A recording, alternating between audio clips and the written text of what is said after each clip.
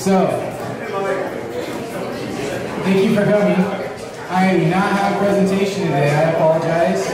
My computer crapped out. So we're going to do a fireside chat.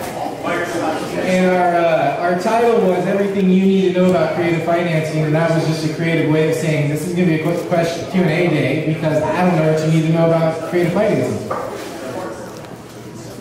So, why don't we just start having a conversation about acquiring financing? So I'll start with a question. Who here has a definition of creative financing?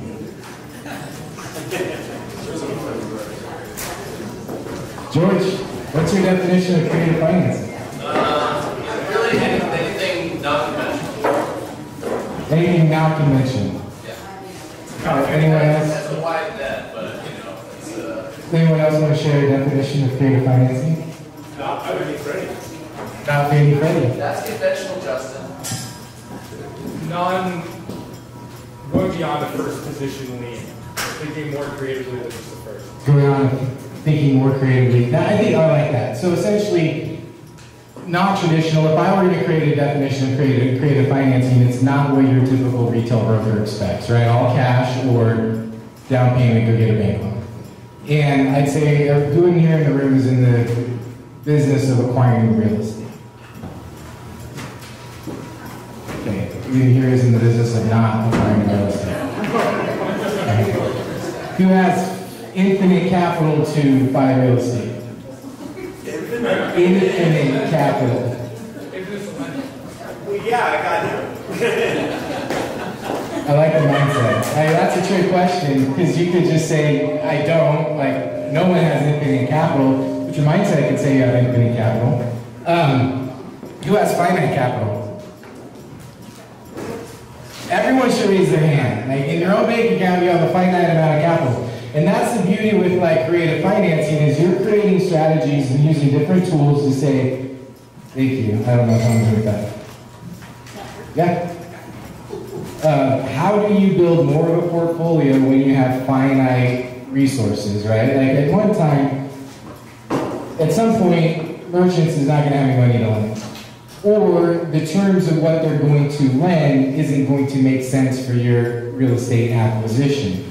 And so there's lots of different ways that you can implement these different tools to continue your goal of growing a portfolio, acquiring more real estate, controlling more real estate without having to go to Bob and say, hey Bob, bend me over, charge me $1,500 for an appraisal, 1 to 2 points, 8 to 9 to 10%. You haven't heard our rates recently. I was supposed to flip at 6.5 and 75 bits on feet. 6.5 and 75 bips. How often would you do that? Probably experience. What we do. Okay, and if you're buying real estate in Portland at a 5 cap, how does that work for you? Well, the leverage is going to be lower if you're buying stabilized. I mean, yeah, stabilized deals. Yeah, so Bob's great. Like Bob's a great resource. And I would say Bob's someone that you need to have in your portfolio or the other people that are around to do what Bob do. The whole goal in purchasing real estate, what I found over the past decade plus, is just how can I continue to operate and not stay inside the boundaries of what Bob wants? Because there's deals that I want to do that Bob wants to, that Bob won't do. So can we get some examples? Anyone get some examples of what they would consider creative financing? Has anyone done what they would consider a creative financing deal? Further, you want to give an example?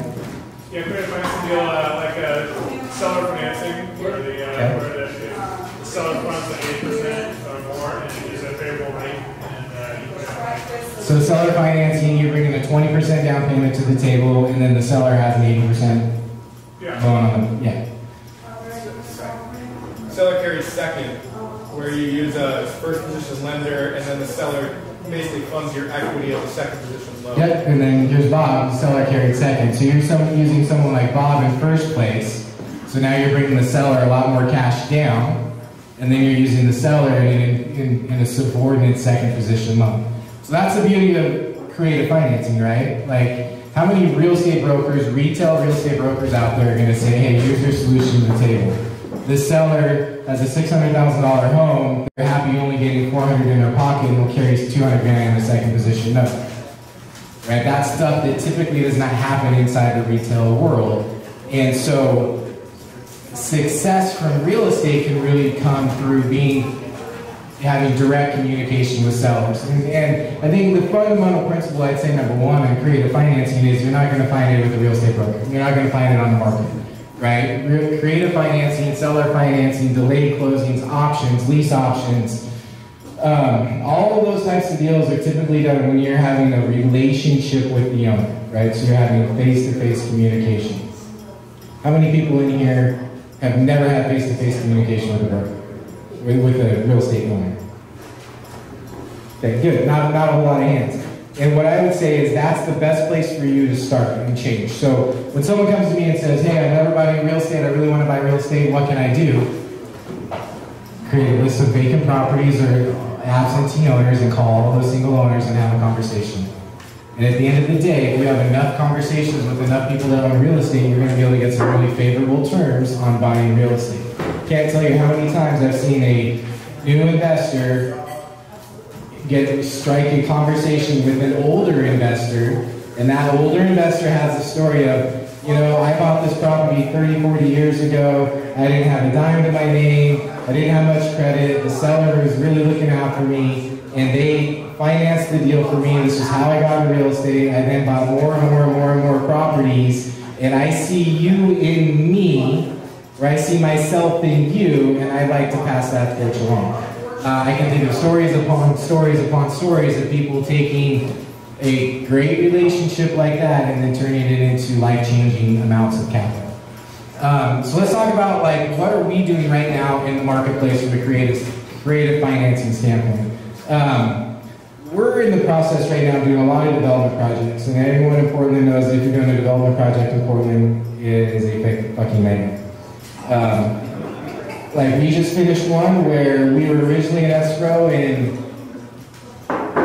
what year is it, 2022. So we were originally in escrow in 2018. I think we did 90 days of escrow due diligence. At the end of that, all we wanted was a 6-month delayed closing. Let us start doing some land division stuff, and then we'll close it when the land division is done. Owner didn't want to do that. Came back to us in 2020. And in 2020, we did the same thing. We did a delayed closing. They ended up actually not using that delayed closing. We had to close fast. But then that project took 20 months for us to complete. It's 13 different permits, 3 different exceptions to code. This nightmare, that nightmare, delays in appliances, delays in construction, all that stuff.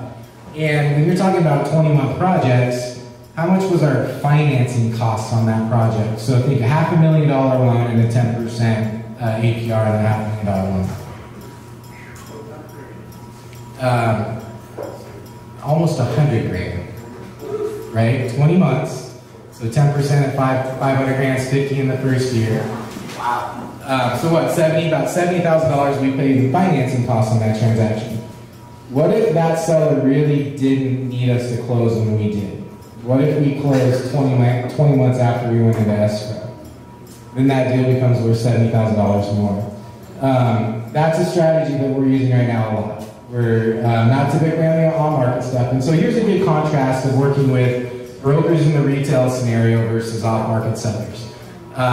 2 properties, 2 exact same scenarios, two exact same scenario game plans, one off-market. We went into escrow last March, so March of 2021, we went into escrow at the closing date of February 2022.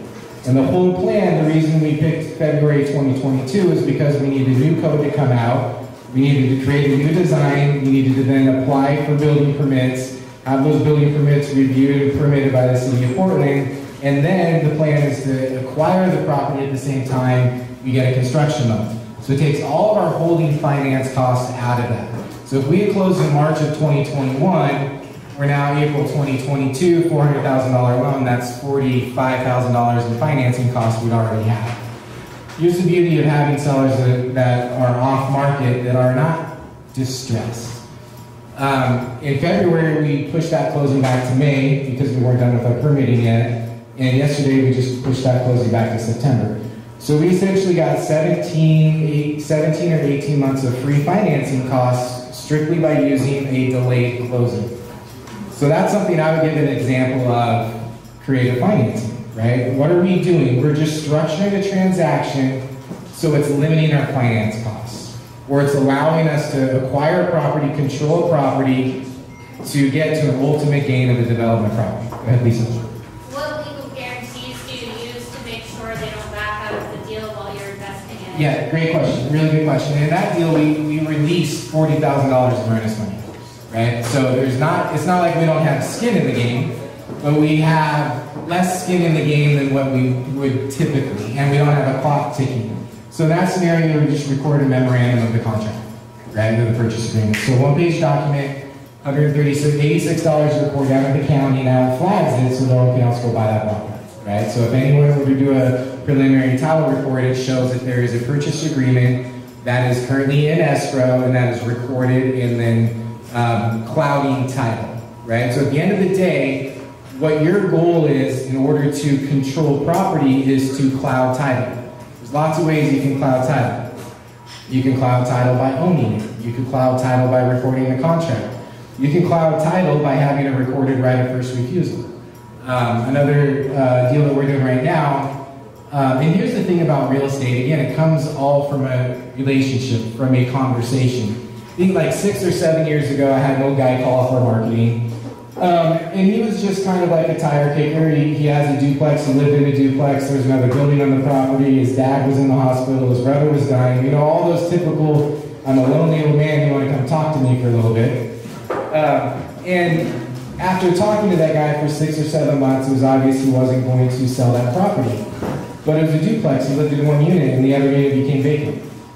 So he's going through all these life crises. He just had a tenant move out that was paying him $1,100 a month. He didn't have money to fix it. He didn't have money to put oil in the oil tank so it could have heat. He didn't have time to fix it, but he needed that $1,100 a month income stream. And so when I met with him, I gave him a couple options saying, hey, we can manage the property for you. Just, you know, give us a couple $1,000 and in our escrow account, we'll hire all the contractors, we'll get it updated for you, we'll put it on the market, we'll charge you an 8% management fee to manage the unit. Or what we can also do is we can just lease that property from you, right? So you were getting $1,100 a month for the past 5 years, you're happy with that. What if I just start paying you $1,100 a month tomorrow? So your income stream doesn't change at all. You don't have to put any money into the property. We'll do that, pay you a security deposit. I think we ended up putting $1,200 or $1,400 in the unit, putting it on the market, and then we ran it for $1,700. And that was 3 or 4 years ago. And then you raised the rent, and then you raised the rent. We have the same tenant. I think it took us 2 weeks to turn that over.